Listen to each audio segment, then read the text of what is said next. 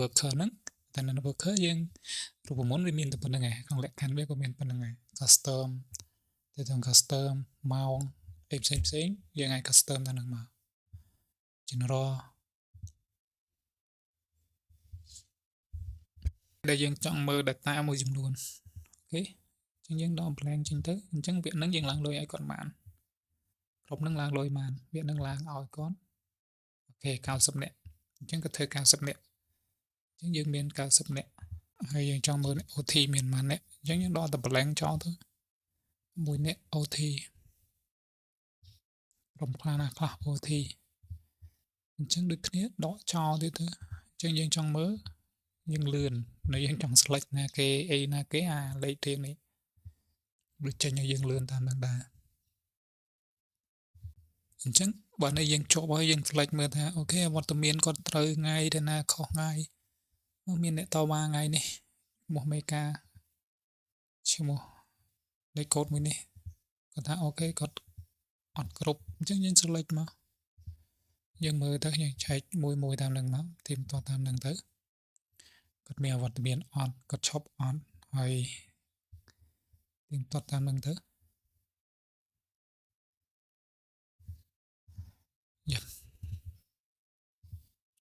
យើង unfair វិញមកនៅពេលដែលយើងធ្វើរួចហើយអានេះយើងហាយវិញទៅយើងហាយវាយើងទុកតាណាដែលយើងចង់បានទៅបានហាយទៅអានេះក៏ហាយដែរ English នេះហាយដែរទៅអូខេយើងទុកទៅកលឹមណាដែលយើងចង់ប្រើហើយយើងទុកមើលទៅហើយអញ្ចឹងចាប់ដើមមានអ្នករៀបចំពីណាអ្នករៀបចំអញ្ចឹងអ្នករៀបចំទៅមកមានអ្នកឆែកអញ្ចឹងគាត់ឆែកទៅហើយគាត់ print អស់នឹងទៅឲ្យទៅហើយគាត់ print មកគាត់ថាអូខេអញ្ចឹងគាត់មានប្រហែលក្រុម12ក្រុមអញ្ចឹងគាត់ print គាត់ select មកក្រុមទី1ប៉ុណ្ណឹងមានប្រហែលអ្នកអញ្ចឹងគាត់ឲ្យកូនចៅគាត់មានន័យណា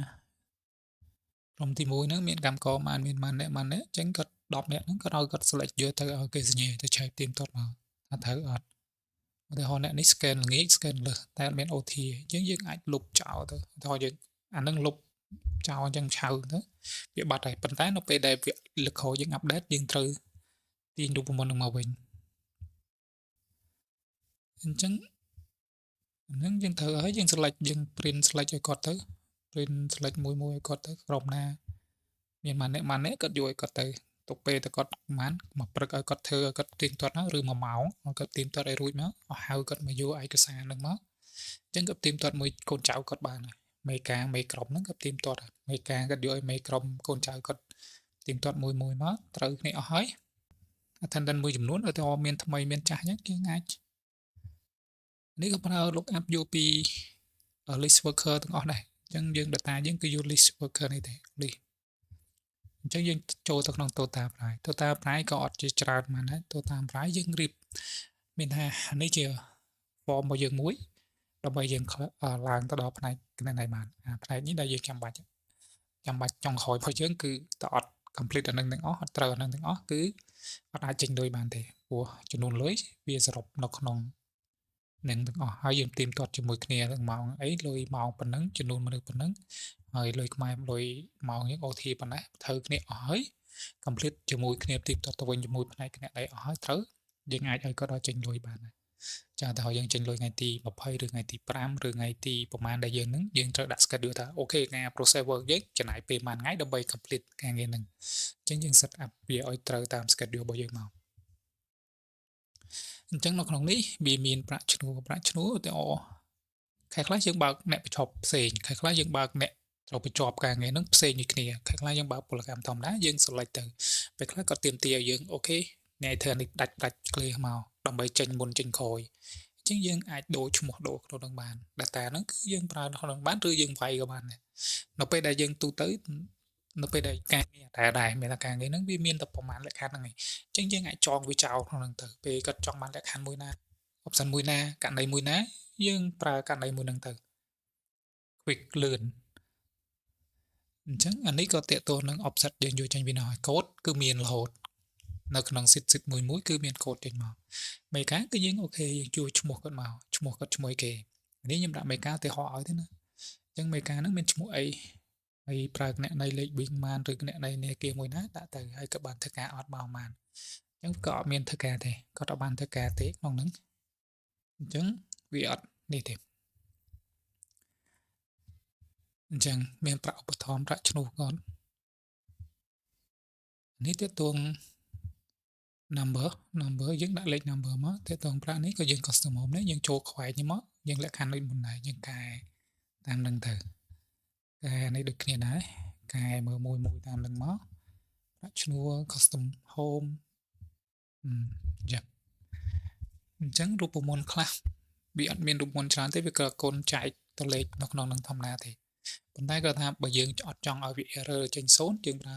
if នៅក្នុងនឹងមកវាអត់មានអីទេឲ្យវាអត់អីទៅអញ្ចឹងបើវាមានវានឹងចេញអានេះបើវាអត់មានអីវានឹងចេញ0តែបើវាមានវាមកចេញអានេះវិញអញ្ចឹងវាចាប់នៅក្នុងលក្ខខណ្ឌមួយហ្នឹងហើយប្រាក់ឧបត្ថម្ភនេះគឺយើងគុណនឹងចំនួនថ្ងៃគាត់ដែរបើគាត់មកមួយថ្ងៃបានយើងគុណនៅក្នុងដែរ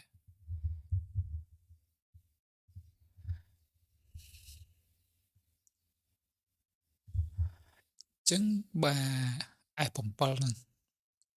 F7 នេះកន្លែងស្មើអត់មានអីនាំមកឲ្យមានហៅយើងឲ្យវាចេញអត់មានអីដែរអញ្ចឹងបើវាមានបាននឹងវាអត់បើវាមានអីវាចេញមកនេះតែបើវាអត់មានទេមានតែចេញមក M7 គុណនឹងប៉ុណ្្នឹងវិញ M7 គុណនឹង H7 អញ្ចឹងវាយកតម្លៃថ្ងៃដែលយើងធ្វើប្រចាំថ្ងៃហ្នឹងទៅគុណនឹងតម្លៃឧបត្ថម្ភក្នុងមួយថ្ងៃវិញតែបើវាមានវាអត់ចេញអីទេអញ្ចឹងវាមានមិនចេញអីទេវាចេញ0យើងដាក់ហ្នឹងដើម្បីកុំឲ្យវា error ទេអញ្ចឹងបើយើងថាអូខេខ្ញុំអត់ចង់ខ្ញុំក៏គុណចែកប៉ុន្តែខ្លះវា error អញ្ចឹងយើងយក balance ហ្នឹងទៅស្មើនឹង error ហ្នឹងទៅអញ្ចឹងក្នុងការរៀបរបស់យើងទេអ៊ីគឺយើងទប់ពេលខ្លះយើង custom ហ្នឹងតែវាអត់ត្រូវទាំងអស់ទេវាមានខ្លះវាបានពេលខ្លះវាអត់បានអញ្ចឹងម៉ោងថែមតែទោះម៉ោងថែមនេះយើង value up ពី attendance ដែរអញ្ចឹងម៉ោងថែមរបស់យើងមានម៉ោងប៉ុន្មានកន្លែងនេះយើងមាន value up ពី attendance ហើយនឹង value up ពី list worker អញ្ចឹងម៉ោងថែមនេះយើងមានលក្ខខណ្ឌនេះអញ្ចឹងយើងកំណត់ឲ្យចេញម៉ោងឲ្យចេញលេខដូចគ្នាទៅនឹងខាងនោះខាង attendance worker អញ្ចឹងយើងដាក់ចូលវាមកអញ្ចឹងយើងមើលតាមនឹងទៅមើលម្ដងទៀតនេះកន្លែងថ្ងៃហ្នឹងយើងយកកូដហ្នឹងមកយើងសេតាមហ្នឹងទៅឬយើងអាចចូល copy ចូលទៅ customer បើមានកូដណាស្តៀងហ្នឹងយកហ្នឹងមកប្រើមកcustom home ហ្នឹងលក្ខខណ្ឌ cell ហ្នឹងអញ្ចឹងយើងប្រើហ្នឹងទៅឲ្យវាចេញលេខមកដូចនៅក្នុង attendance worker នេះដែរតើតួម៉ោងនេះតួនេះណា OT មានម៉ោងមានម៉ានម៉ោងអញ្ចឹងវាចេញមកក្នុងហ្នឹងដែរអញ្ចឹងទៅតាម price អានេះក៏យើងគុណចែកទៅក្នុងហ្នឹងឯងទីប្រាក់ប្រចាំថ្ងៃគាត់ប៉ុណ្្នឹងហើយយើងចែកគាត់ក្នុង8ម៉ោងអញ្ចឹងបានវាស្មើអីទេវាស្មើ0តែបើវាណាបើវាអត់មានអីវាស្មើ0តែបើវាមានអីវាត្រូវតម្លៃរបស់វាយកចែកទៅ8ម៉ោងអញ្ចឹងយើងចែកទៅយើងឃើញនៅក្នុងនេះប៉ុណ្ណឹងនេះក៏ដូចគ្នាដែរមានចែកមានគុណអញ្ចឹងដល់ម៉ោងថែមបើវាអត់មានអីដែរយើងឲ្យវាគុណវាអត់មានអីវាស្មើ0តែបើវាមានន័យថាវាយក K19 ហ្នឹងទៅគុណនឹងតម្លៃប្រាក់ថែមម៉ោងក្នុង1ម៉ោងគាត់អញ្ចឹងយើងបើអត់មានអត់អីទេវាចេញ0បើវាមានវាចេញលេខវាចេញតម្លៃឲ្យតែគាត់ OT 10មានថាគាត់ថែម14ម៉ោងអញ្ចឹងក្នុង1ម៉ោងប៉ុណ្ណឹងអញ្ចឹងគាត់គុណទៅឃើញប៉ុន្មាន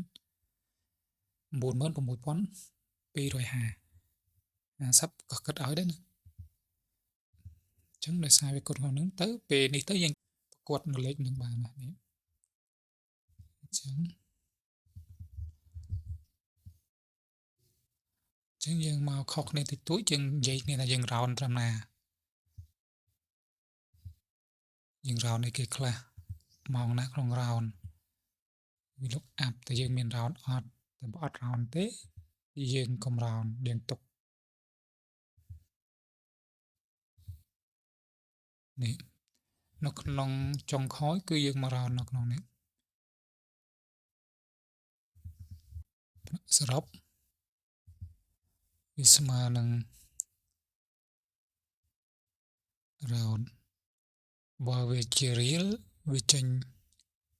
បើនេះវាចេញជា real តែបើនេះវាចេញមកបូកសរុបនេះបើនេះគុណនឹង f7 អក round ក៏ដក2ខ្ទង់ចេញក៏ប្រើបូករួម4 round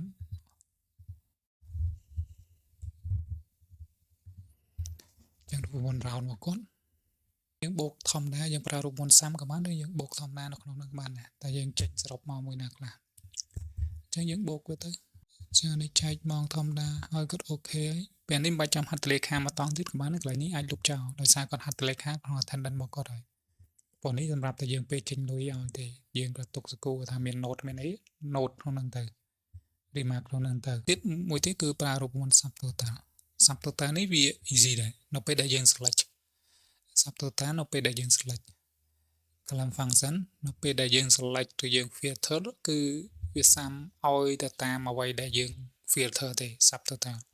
អញ្ចឹង subtotal យើងប្រើមកអញ្ចឹងយើងមើលថាអូខេយើងប្រើរូបមន្ត subtotal ហ្នឹងមក subtotal មានណាអញ្ចឹងពីអាលេខ9ហ្នឹងមានន័យថាពេលនៅយើង hide នៅ filter នៅ high row ហ្នឹងវានឹងសាមអ្វីដែលយើង fill ទេអញ្ចឹងវា hide ចោលអាផ្សេងអស់អញ្ចឹងបើយើងចង់ print ក្រុមណាយើងចង់ select ទៅក្រុមណាទៅឲ្យគាត់ឬបើកប្រឹងវគ្គនេះអ្នកឈ្មោះអ្នកនេះវាសាមអូតូក្នុងហ្នឹងមកអញ្ចឹងពី S1 ដល់ S107 ហ្នឹងគឺវាសាមក្នុងហ្នឹងអានេះក៏ដូចគ្នាដែរអញ្ចឹង subtotal ទាំងអស់ហើយ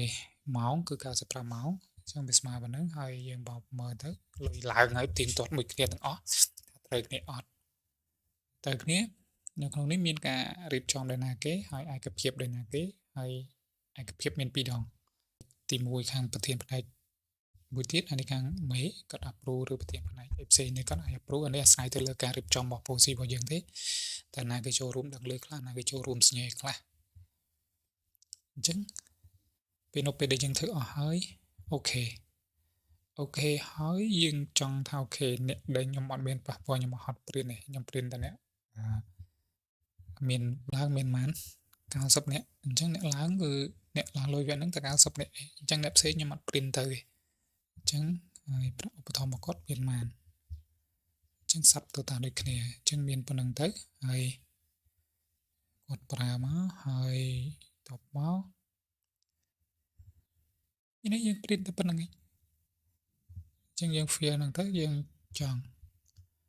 យើងឆែកមើលមួយមកថាត្រូវអស់ហើយដល់ណាគេចង់ឈប់វានឹងឈប់យើងដូរមកអ្នកឈប់មកបើអត់មានទេមានអ្នកឈប់ទេយើងដាក់ទាំងអស់ហ្នឹងទៅនឹងស្រេចតែយើងទៅអូខេបន្ទាប់ពីយើងរៀបចំរួចហើយយើងចាប់ដើមសាកល្មងយើងចាប់ដើមតែការអាប់ដេតរបស់យើងគឺយើងអាប់ដេតតែក្នុង first scan fingerprint ហ្នឹងតែយើងអាប់ដេតបែបណាតែយើង copy បែបណាអញ្ចឹងអានេះមានន័យថាវគ្គដែលយើងធ្វើមកវគ្គដល់ថ្ងៃយើងធ្វើទៀតហើយអានេះអាចាស់យើងឡើងលុយរួចហើយអញ្ចឹងខ្ញុំមាន file យើងយក report ពី first scan មកអញ្ចឹងយើងចូលមក first scan អញ្ចឹងយើងមាន file មួយដល់ report នេះទៅដល់ report របស់យើង report អីគេអញ្ចឹង report ហ្នឹងអញ្ចឹង report ហ្នឹងចេញមកអញ្ចឹងវាចេញមក original report របស់យើងប៉ុន្តែនៅក្នុងមក100នាក់ឬមកនេះយកមកនិយាយមករៀបចំនេះដែលបានខ្ញុំរៀបចំទុកឲ្យស្រេចអញ្ចឹងយើងចូលមកយើងបើកវាទៅខ្ញុំបើកមិនរួចហើយបើកមកអញ្ចឹងនេះ data face scan វាមានទាំងអស់នៅក្នុងហ្នឹងអញ្ចឹងយើងគ្រាន់តែមានថាយើងកុំលុបអានេះចង់លុបអានេះមានអានេះអត់តលុបទេតែលុបហ្នឹងវាអាចចេញមកក្នុងនេះអញ្ចឹងពេលយើងយកមក update យើង copy មក pass លើនឹង replace លើនឹងទាំងអស់មកអញ្ចឹងយើង copy select នេះមកយើងចុច copy អញ្ចឹងមកយើងចូលទៅ face scan វិញហើយយើង pass ធម្មតាយើង pass មិន pass control V មកទាំង data ហ្នឹងវារត់មកធម្មតាវាអត់បាត់តាណាអញ្ចឹងនេះចេញមកឈប់អ្នកធ្វើនៅក្នុងហ្នឹងដែរមានអ្នកឈប់មានអ្នកធ្វើអញ្ចឹងយើង save ទៅអញ្ចឹងការ update របស់យើងគ្រាន់តែ update ប៉ុណ្ណឹងហើយយើងមកទៀងទាត់មកយើងចាប់ដើមអង្គុយទៀងទាត់ថាយើងបានលុបម៉ោងអីខ្លះយើងបានកែរូបមន្តកន្លែងណាខ្លះយើងមានអ្នកណាថែមខ្លះអញ្ចឹងយើងទៀងទាត់បើមួយមកមុនថារួចហ្នឹងអូខេ ថ្លៃលុយថ្លៃអីមានអីខ្លះអញ្ចឹងអានេះយើង fear តែប៉ុណ្្នឹងមកដក blank ចោលមកបានអ្នក90នាក់ដែរលុយប៉ុណ្្នឹងម៉ោងប៉ុណ្្នឹងត្រូវគ្នាអត់អញ្ចឹងពេលយើង copy ផាមកបើវាត្រូវតែវាចាប់យកមកក្នុងហ្នឹងទាំងអស់តែបើវាខុសវាមានកន្លែងឃើញ error កន្លែងណាផ្សេងៗចឹងយើងជាប់ហើយ